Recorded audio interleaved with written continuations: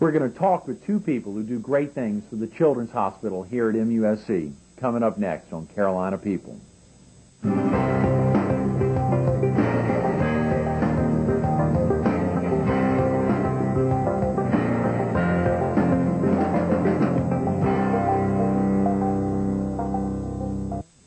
Good morning. Welcome to Carolina People. This morning we're in Charleston, South Carolina, at a Charleston shopping destination, Luden's. We're visiting with Betsy McMillan, the certified child life specialist at MUSC's Children's Hospital. Betsy, thanks so much for being with us this morning. Thank you. Good morning. Are you originally from the area, Betsy? No, actually, my job at the Children's Hospital brought me here about 10 years ago. Is that right? Mm-hmm. Yes. Had you been active in child health care or child services prior to coming in? Yes. I'd been working at a children's hospital in Arizona before that and previously in Boston. Is that right? Got to Charleston and decided I needed to stay here. And you'd studied to be a certified child life specialist? Yes. Mm-hmm.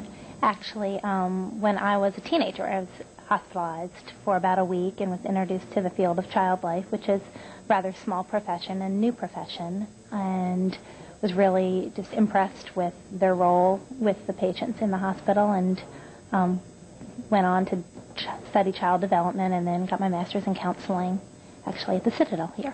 It must have had a dramatic impact at that early age, because as did. folks are beginning to plan out careers they would select, it had that much of an impact on you.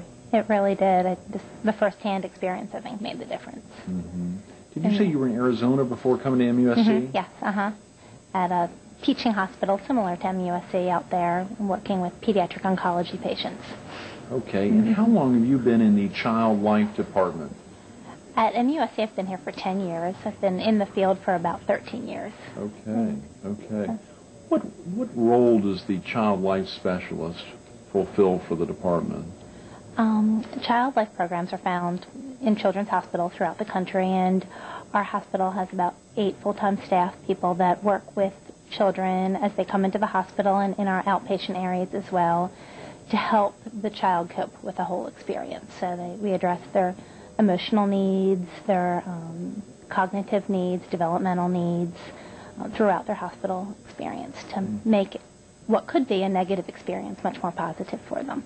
And you can truly recognize the care and the process for children. I mean, when children are faced with a hospitalization, of course, the sounds, the sights, the smells, everything is very stressful to them, and their parents often are worried and upset as well, and so children can either get the message that, okay, this isn't a safe experience, and respond accordingly in their behavior and their anxiety, or if they are introduced to a child-friendly environment that we have, toys and play opportunities, then the opportunity to understand about what's going to happen to them ahead of time rather than just being confronted with these strange machines or surgery. We help them understand ahead of time. And so then, out of something that could be negative, can become a very positive and growth-promoting experience for them. And we have a very high chronic population. They're the kids that come back and forth to the hospital very frequently. And they actually check in with us in the playroom, or they check in with their familiar staff people. And it's not like, oh, I have to go to the hospital. It's, yay, we're at the hospital. What's going to happen today? Wow. So, Is the term child life specialist a new term, or is that, I mean, when you were there in the hospital at an early age, was there a child life specialist that you saw? There was, but the profession's been around for about 30 years, so it's maybe a little bit more, 30, 40 years, but it's still a very new in career. And how does the child life specialist interact with other members of the care team?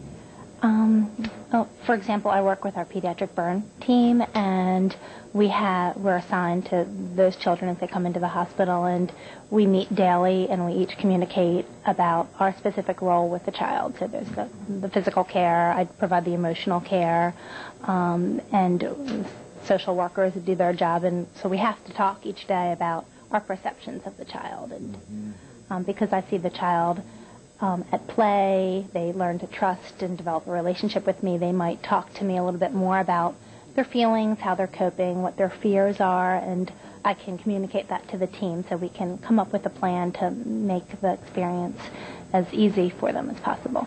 And when you speak of that pediatric burn unit, obviously the bulk of the viewers here in the viewing area are in the PD, or the Strand, or southeastern North Carolina. Do you get folks from that part of the state?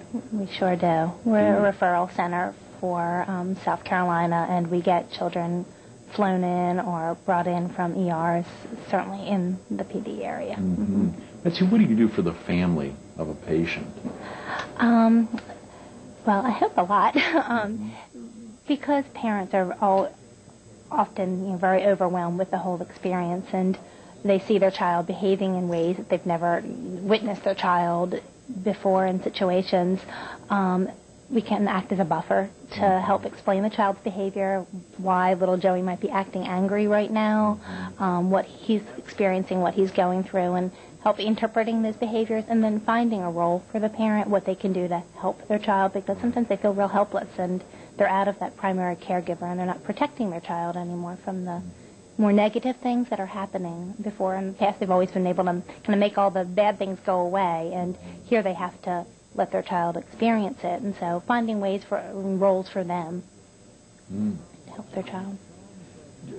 Just to understand, are individual patients followed by individual child care specialists? Yes. Or child life specialists? We have child life specialists, like if somebody's assigned to our ER, to our infant unit, to our intensive care units. I work with our pediatric burn population, and I also see our children in our ambulatory or day surgery areas. So we're each assigned and follow that child throughout their medical experience, from beginning to discharge. And speaking of that, from beginning to discharge, can you talk real quick about how that procedure goes through treatment? I guess it would depend on the treatment itself, what they're coming in for, but is there something would you be the first person a child would see, the child life specialist, or? Maybe not the first person, but try and make contact with that child as soon as possible to explain my role and to assess how that child's coping, how they're interpreting their hospitalization, and then providing play opportunities and preparation for procedures, so helping them understand. You mentioned the word play opportunities. Play therapy is something I've heard about for child life specialists. Could you give an example of how play therapy is used to help a child cope? A lot of what we do is medical play or preparation, and we use dolls such as the doll that I brought today to help a child understand. For example, if we're going to get an IV, we can slide the IV in the doll, let the child manipulate the equipment before it happens to them, and then practice what the doll's going to do. Are they going to blow bubbles? Are they going to look at a book with me? Are they going to listen to music? What they're going to do to get through the procedure. So it's not just having a needle, but this is something you can do while you get that needle. That is so important. When we think real quick, we've got to wrap up, but is there one particular area where the services of a child life specialist is most important? I think with any child facing an unknown medical experience, I think having a child life specialist involved to be that support person, to provide that play, which is so wonderful for a child, because if you can play in the hospital, then this can't be such a bad place anyway. So I think with any child facing an experience, big or small, I think it's important for them to have the opportunity to know what's going on, and that's what we do. Very definitely. You hear Betsy McMillan, to give the child an opportunity to know what's going on in the hospital with examples like play therapy. That recognition can arrive even for a young child. Certified child life specialist, Betsy McMillan. Thanks so much for being with us this morning. Thank you for having me. Definitely. Stay tuned for more Carolina People coming up next.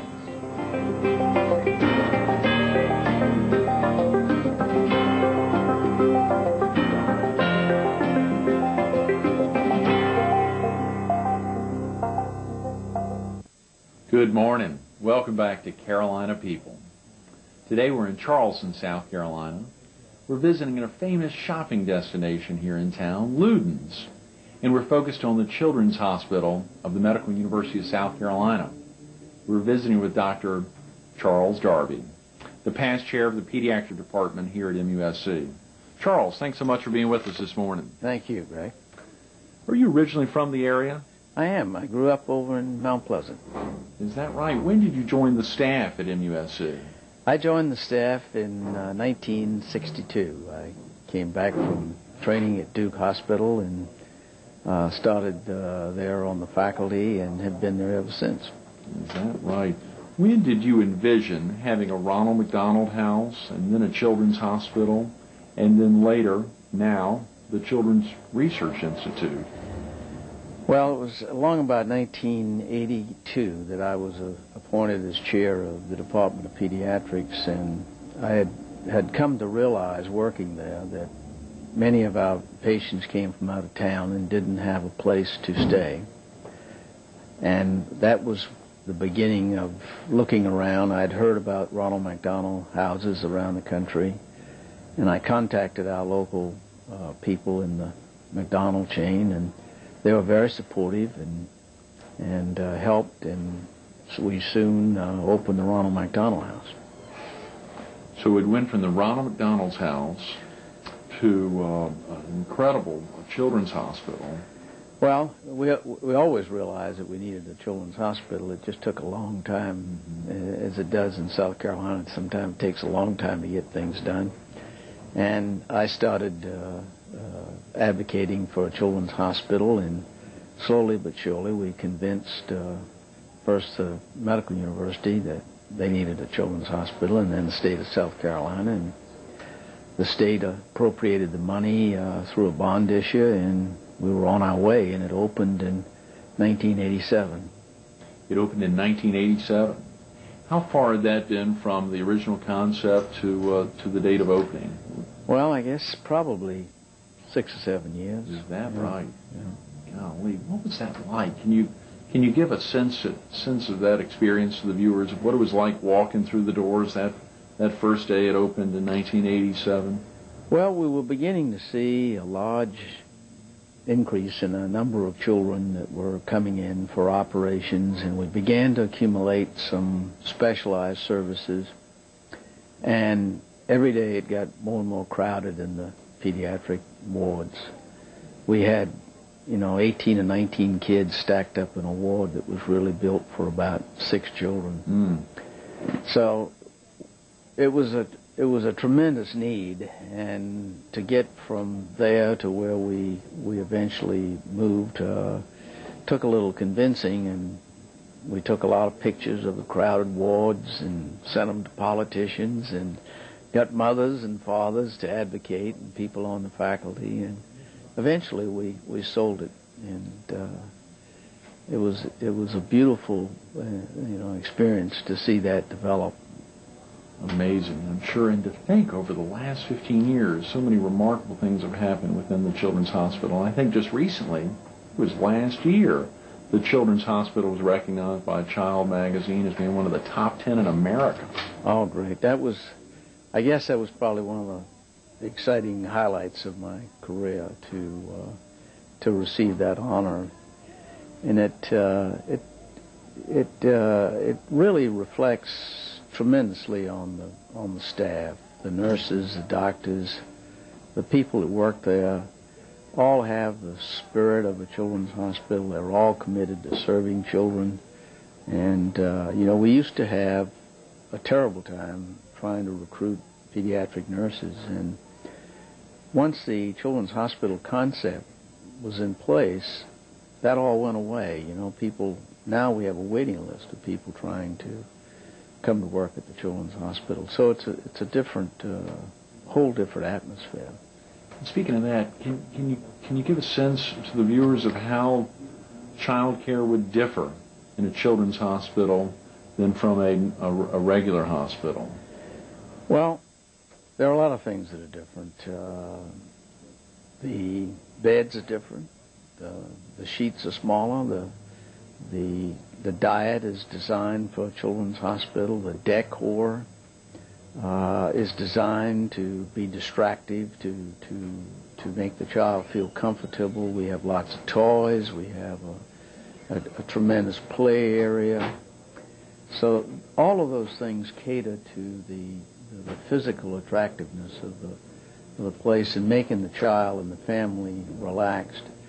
I think one of the big differences between a children's hospital and an ordinary hospital is a child life program, where you have somebody who is not really in the business of doing active medical care. What they're in the business of doing is just making the child feel comfortable and the family feel comfortable and bringing them toys and videos and those sorts of things. And then a children's hospital is really an accumulation of a lot of highly specialized people. There are fortunately not enough illnesses in every little town to warrant a children's hospital, so you have to consolidate the surgeons and the orthopedists and the pediatricians who are all specialized to deal with those things that really affect small children. So those are the big differences: the people, the atmosphere, the diets. There's a lot different in a children's hospital. Can you tell us how services have changed since the hospital opened? Oh, it's been a big change. One thing, for instance, the surgery. Surgery used to be always required that the child be opened up and that the surgeon go in and correct it. Now I would say that over 50% of our surgery is done through small scopes that require only a small incision in the child, and the surgeon goes in and corrects the defect or corrects the hernia, whatever it is, through a small scope. So a lot have changed in the actual techniques. Imaging, taking looks at children's bodies and brains, it's just incredible what's been done there. CAT scans and MRI scans and X-rays are all improved so much in the last 15 years that there are very few secrets that you can't find out pretty quickly in doing the imaging in children. So all of those things. I think the other things that have changed has been that we now do more and more work on an outpatient basis, and the child only has to stay there for short stays. And most of the children who are in the hospital are either very critically ill or injured, so that we're not keeping children in to give them medications and not keeping children in to do surgery. They mostly all come in and out on a very rapid basis. So the stay has shortened, which has made requirement for less beds. So we've grown in the amount of work we do, so the number of beds has remained pretty much adequate for us to function. Dr. Darby, can you stick around a couple more minutes to talk a little more about the Children's Hospital and about the Children's Research Institute? Sure. Great. Stay tuned for more Carolina People coming up next.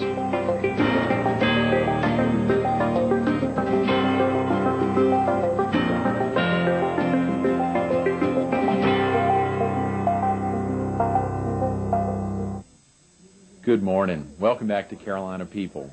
This morning we're in Charleston. We're visiting with Dr. Charles Darby, the past chair of the pediatric department at MUSC, and we're focused on the Children's Hospital here as well as the Children's Research Institute. Dr. Darby, we were just talking about the Children's Hospital, and I wanted to get a couple last questions there. Does the hospital have outreach programs to other medical facilities in the state? Yes, we do. We have several outreach programs, and we send some of our specialists to a lot of the different towns and cities in South Carolina. We have one of the largest networks we have is in the cardiology department, and we have affiliated with all of the major hospitals in the state, and the cardiologists work in close cooperation with the local cardiologist, and they send all of their patients to Charleston for heart surgery. So all of the heart surgery for the entire pediatric population in the state is done at the Children's Hospital. How important are the services of volunteers to the Children's Hospital? Volunteers are extremely important. We have hundreds of volunteers that come in. They do everything from help the nurses. They read to the children. They rock some of the small babies. whatever the preference that the volunteer would like to do, we try to put them in that position. And they offer a lot of time that saves the nurse a lot of work. So volunteers are extremely important, and we encourage anyone who's living in the area to come in and volunteer if they're interested. Definitely. Real quick, the overarching reason or overarching focus and overarching difference that really makes the Children's Hospital stand out, are there some reasons for its excellence? Well, I think it's a nice facility, but I think the thing that makes it really stand out is the doctors, the nurses, and the staff. They're very caring people. The doctors, we've been able to compete and bring in doctors from some of the best training programs around the country.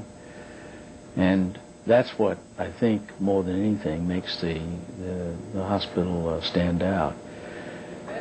Each one of these doctors, and not all of them, but almost all of them, are interested in cutting-edge medicine. They want to be on the front end of the research and development.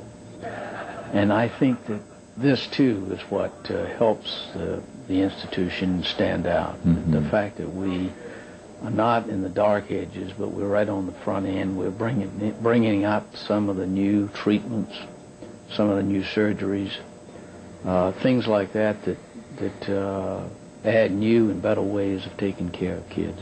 Speaking of cutting edge, I think that brings about the Children's Research Institute, something near and dear to your heart. Can you tell the viewers a little bit about the Children's Research Institute? Right, I thought you'd never ask, but the Research Institute is a new program that we have been working on in the last few years.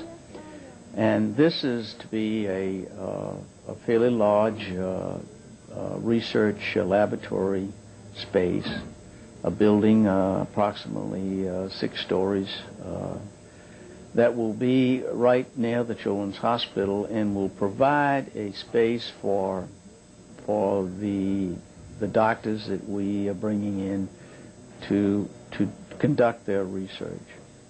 And this is something that most major children's hospitals have or are building. And when you go to recruit an outstanding doctor from Harvard or Yale or one of the better training schools, you have to offer him a place to be able to do his studies, to do his work, and to keep a good faculty and to keep the faculty that we have. We need good research space. And that's what brought about the idea, because when you compete for good specialists, you're competing with the whole world, the whole nation. And we have some outstanding young men that we've been able to bring in from Germany, from Canada, from different countries, who, as well as the other 50 states, who have made the staff and made the Children's Hospital what it is.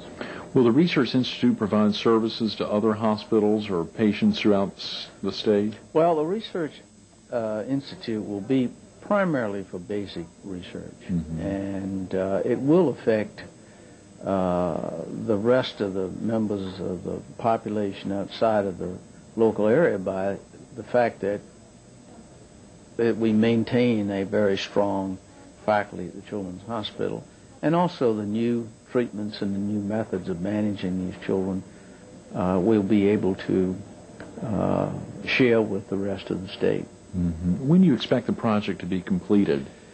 April in 2004. Okay, great. Yeah. Is the project fully funded yet? How is it being funded? Not quite. We have a bond issue which finances approximately half of the cost, and we have to raise the rest of the money. So we are looking at a $36 million project. We have $20 million in bonds, and we are out trying to raise $16 million. We've raised about 9 of that $16 million. Right. So we're very anxious to have contributors interested in children's issues to maybe help us out. Great. If a viewer and the PD or the Strand was interested in donating to the project, to the building fund, who would they contact? Well, they can contact me, or they can contact our Children's Fund office at the Medical University, who are helping raise the money. And that number is area code 843-792-2624. 843-792-2624. Right. Great. Lastly, Dr. Darby, your role in particular over the Children's Research Institute when it's funded and fully completed will be primarily? Well, I'm very active now in getting the project of raising the money for the project and getting it organized and signing the space and those sort of things. And then I think once it's up and done, it's going to be time for me to head off into the sunset. So this will be, I think, my last project, but I don't know. You're listening to a man who's probably said, this will be my last project a number of times. Probably never have a last project. Dr. Charles Darby, thanks so much for being with us this morning. Thank you. Stay tuned for more Carolina People coming up next.